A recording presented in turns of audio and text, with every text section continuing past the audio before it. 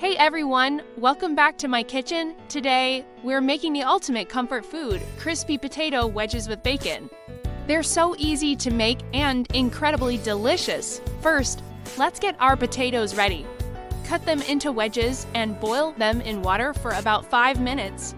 This little trick is the secret to getting them perfectly fluffy on the inside. After that, drain them well and pat them completely dry with paper towels.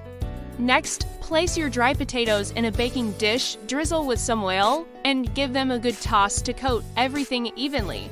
Pop them into the oven and bake for 30 minutes, turning them occasionally so they get golden all over. Now for the best part, sprinkle on some crispy bacon bits and a pinch of nutmeg for a warm, savory kick.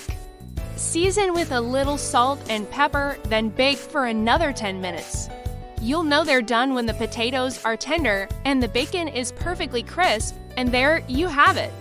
Perfect potato wedges every time. Thanks for watching. Don't forget to like and subscribe for more easy recipes. See you next time.